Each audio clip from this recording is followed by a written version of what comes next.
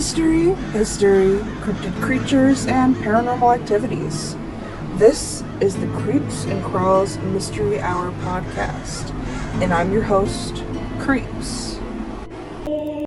Alright guys, this is the third and final video on vampires. Today we will be covering the 2010s and 2020s as best as I really can with the information that I have. We will go in depth about how the last two videos fit in chronologically to the to cover things like Twilight, Hotel Transylvania, as well as the newly adapted Interview with a Vampire, which is honestly so good. I just watched the second season. It's on AMC if you want to check it out, or you can check it out on the AMC Roku channel, but it is really good, and if you did like the original, you will probably like this one better. Claudia is aged up. She is maybe 14, 15, 16, in that age range where she's that angsty teen. But besides for that, there's a few other things. This one's going to be just as long as the last two, so buckle up and grab a blanket, a snack, a pillow, and sink your fangs into the strange chronology of the last few hundred years, as well as early vampires and the vampire nightclubs in the last two videos. This one is not going to be as simple because after a certain point, vampires kind of become this comedy relic, and it's kind of just parodies to other things over and over and over again. Like there was this strange vampire-like book when I was a kid growing up called the Vampire Todd series. And in that one, most of the vampires had a mark of their name on their wrist. And it gets really crazy. But I'm not going to mention that one here. But if you want to check that out, it is a good book series. Kind of interesting. Got a lot of mystery. But yeah, let's get into it. So, the first thing we're going to talk about is Twilight. That's going to be our placeholder for now. Twilight was a very strange book series turned movie saga, following a teenage girl named Bella Swan who moves to Forks, Washington from Phoenix, Arizona. She meets her love interest, Edward Cullen, and he is not the type of guy she's, what's the right word, expecting. He's cold to the touch, and he glitters in the sun. So vampires in Twilight aren't like other vampires. They're not allergic to garlic. They're not allergic to the sun. They don't eat, really. They drink blood from animals. And I don't think I can call them vampires, as we don't have many of the original vampire weaknesses or traits. And it's like extremely strange to me to think of a vampire like this. These are more like glittering fairies who live in the forest and kill animals and think that being dramatic is a-okay. Aside from the possible inclinations of like children being involved with an older werewolf, we have issues with that. So let's move along from that one. I think. So some of the vampires that we do see today have taken on a more modern twist. They kind of have like these random scattered types of psychic powers. A lot of them don't turn into bats anymore, and they have like a really modern approach to fashion and architecture. And a lot of different newer like vampire lore has this thing with not changing children into vampires, which was never a rule before. Let me say, because obviously Interview with a Vampire, Claudia is maybe 6 in the original, in the book, and just, it's never outright stated. Excuse me, there is a train in the background. And it really does get into this weird tangent with different types of vampires nowadays, that if, like, how do I say it? They feel like early 2000s rich people. That's how vampires seem nowadays instead of scary.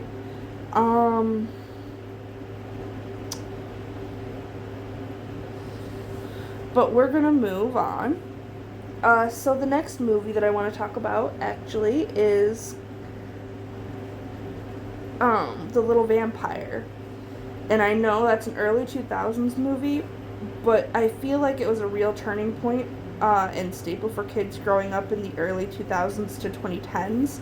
So I feel like it's really the true epitome of what we see vampires as today. The Little Vampire follows a child named Tony who moves from Scotland with his family and is obsessed, I mean straight up obsessed with everything vampire. And when dressed up as one in his room one night, a local real vampire, who's being hunted by a vampire hunter, flies into his room, thinking he's a vampire too, and seeks refuge. Tony then offers him a place to stay in his foot chest at the edge of his bed, and introduces him to a Nintendo Game Boy. When he wakes in the morning, he opens the chest where Rudolph the vampire still lays and hisses, showing us he is the traditional vampire, with weaknesses such as bright lights, garlics, and steaks. Rudolph later introduces Tony to his family, who marks him basically as one of their own. His sister teaches him how to whistle and gives him a dead mouse or rat, I can't remember, and his older brother is kinda hungry and almost eats him. The vampire hunter is still hunting him later on, and we find out that the family of vamps feed on local livestock, such as cows. And the cows are now also vampires, which is some much needed comedic relief. The family of vampires at the end becomes human after a ritual of chanting and swinging an amulet found in Tony's floor. And it is used, and it makes a weird humming noise, and they all become friends. At least that's my basic description of the movie. These vampires are the beginning of our truly comedic relief vampires, yet sometimes horrifyingly upset vampire tropes that make a common reoccurrence in the 2010s. The next one I have to mention, for the sake of everything holy, is Draculaura from Monster High. Now, she is a pink vampire born on Valentine's Day, and she was born with a heart on her cheek, born a true Aquarius, and she needs SPF like 1,000 in her words, or 5,000 in her words, not mine, to go out in the sun. And she's fun-loving and oftentimes comedic relief, as well as Dracula's daughter. And someone I know, someone's favorite vampire that I know. So she gets the obvious justice she needs. She, however, is a vegetarian vampire, whatever that means, with fangs to boot. The next one I'm going to mention, death cannot be skipped, Marceline, the Vampire Queen from Adventure Time. She has some spoopy vampire powers, such as turning into a bat, floating, and hypnotizing people. She's kind of the most serious one in Ooh.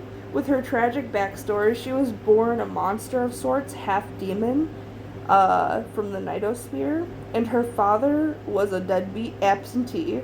Her mother died, leaving her alone in a bunker, where we learned that's how she learned guitar. She traveled war-ridden mushroom cloud Ooh with Ice King, who winds up with some form of crown dementia and kills all of the vampires, becoming queen of the vampires. And after accidentally being turned, and like everything, she realizes it's not so bad being a vampire so long as she's not attacking humans, so she begins drinking the red out of things.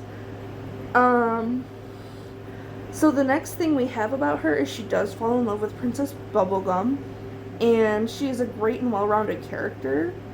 The next vamp we're going to discuss, though, is Dracula from Hotel Transylvania, as well as his daughter Mavis and his grandson Dennis, and his wacky father Vlad. Now, Dracula is the anxiety-ridden vampire who is doing everything to protect his daughter Mavis, after her mother tragically passes away due to human enragement. After their house was set ablaze, he takes his daughter away and builds a hotel just for monsters. And on Mavis's 118th birthday, a human breaks in and falls in love, and he tries to get rid of him, but becomes unlikely friends with him.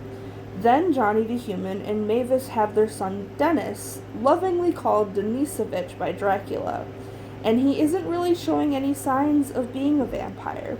So begrudgingly, Dracula takes him on a trip to bring his fangs out, on a journey to all his old haunts, which have now all become less scary and more urbanized or safe to the point that they just are no help at all. And he does deliberately fling the kid off a tower where he nearly died. And Mavis finds out due to social media, of course, and decides they are moving to the human world to protect him after his birthday party. And then his dad, Vlad, gets involved and, moved by the old ways, causes terrible things to happen at his birthday party, making his favorite monster come alive and attack him. And in suit, Dennis does not become a vampire right away. He only does that to save his werewolf girlfriend, Winnie. And after all of that, they have some more adventures. Vlad becomes more okay. And I think the third movie, Dracula falls in love with a vampire hunter, and humans and monsters reversing. But I don't think those show the accuracy of being a vampire. They are more lighthearted and funny, though. So I would check those out if I were you. And we're going to skip ahead, and we're going to talk about, like,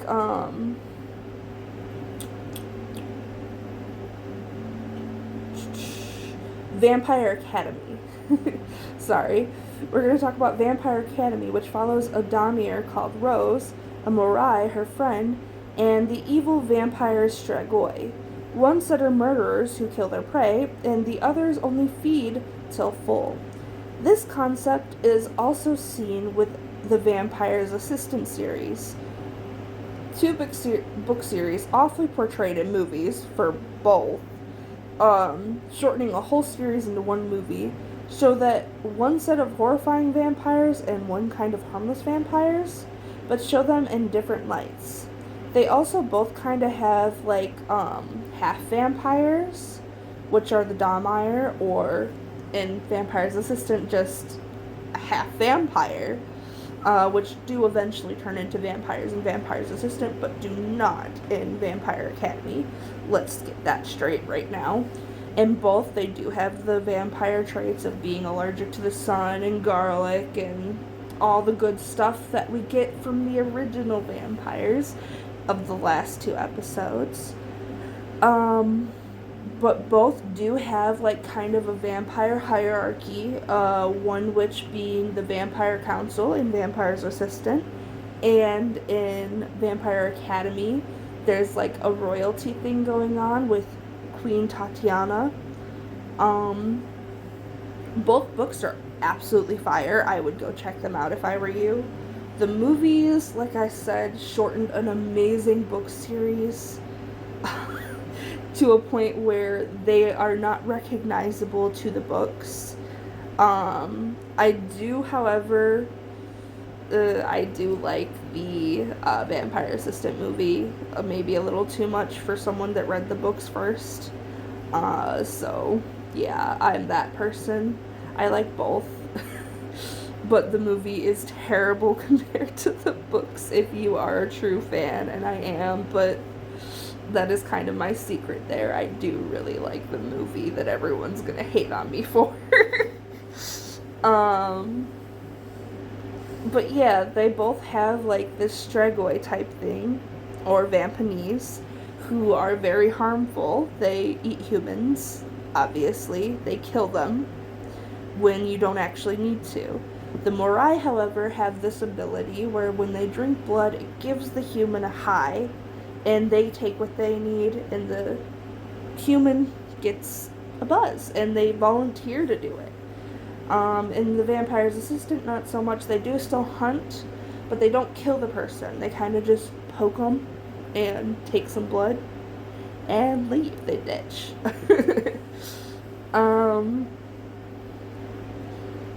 And then I think the final thing I'm going to talk about, I've already kind of talked about it in the beginning here, is the new spin on Anne Rice's classic and titular show that isn't even finished and it's just beginning, is Interview with a Vampire. It kind of shows how the vampire Lestat ruins the life of Louis Dupont de Lac, a man who runs his business, who is going through the hardships of being a black man in a white man's world in the year 1910 in New Orleans. Claudette, aka Claudia, is seen as maybe a 13, 14 to 16-year-old rather than 6 to 10 in the original movie and book. And I know that she was much younger in the book. She was like 6, I think. Lestat is infatuated with Louis and stalks him and befriends the young entrepreneur. And after his brother falls off the roof and turns, Louis kind of a little bit mad, and he has to go to church because he's trying to get this devil man out of his head, Lestat. Lestat changes him in the church, kills 2 priests, and everything kind of goes downhill from there. I don't want to kind of ruin the show for you, or spoil anything if you haven't watched it. So I'm not going to go too deep into things, but I will say Claudia has a diary that's kind of against vampire law. Lestat's not telling them anything, and life is just crazy. They break all of each other's hearts, and Lestat claims to love him, but he doesn't really seem to love anyone except for music.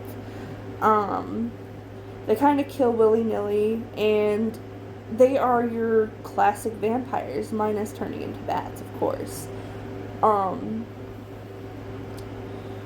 It's a very colorful version of things, but if you know Anne Rice's stories, you know she wrote 3 books on this particular subject. The Vampire Lestat, Interview with a Vampire, and Queen of the Damned. All of which are fantabulous. I love the books. Absolutely stunning. They have like some Egyptian lore. Queen Akasha is freaking fire. She is played by Aaliyah in the movie. If you haven't seen it yet, it has been a long time since that movie came out. Go watch it. Go listen to the music. The music is fire. But it is very, very awesome. I think I'm going to talk about one more type of vampire here. One that I haven't mentioned yet. This is a freebie. Supernatural vampires. Anyone watch Supernatural? Dean, Sam Winchester, Rowena, let's go. So, the vampires in that have like this wild accuracy of what lights look like, sounds. It's all 10 times what a human sees, smells, hears. And in that, there are lots of things that are going on. And at one point, Dean gets turned into a vampire, and we can see all this. And he has more power than he has in the whole entire show. minus I think when he was in hell. But anyways, off topic. These vampires can eat bovine. They do have the typical I'm a vampire traits, like drinking blood and killing and having their heads cut off and all the stuff we talked about in the first 2 videos. But I don't think I could have done this video without mentioning supernatural vampires, because I believe that they're not so much comedic relief as a lot of the other things in the 2010s. And this was really a highlight of a lot of people's everyday life, was going and watching Supernatural and kind of just sitting on the couch chilling, watching what is Castiel gonna do, what is Sam gonna do, what's Dean gonna do. Oh my gosh, there are freaking vampires. Bobby, help. It is like kind of how things go. But yeah, they are the fangy, evil type of vampire that sometimes are okay if they feast on bovine or large versions of vamps, or large versions of animal blood. They are faster and stronger than humans, and with supervision that makes everything distorted if you aren't used to it, and their speed is immense. These vampires are traditional as such, and the final one we are discussing. So as you can see, the 2010s vampire is one of the human faults, I believe. Their comedic relief and parody, as well as horrifying reimagined beasts with human hearts and human faults. I do believe that that is at least my take on our modern vampire. Them being this hysterical comedic relief, while some are still sort of horrifying, but not really, because we now know that they have the human faults and they have this comedic relief behind them. I feel like we've kind of diminished what a vampire is. But what do you think? Let me know down in the comments below. And as always, please stay creepy, my friends.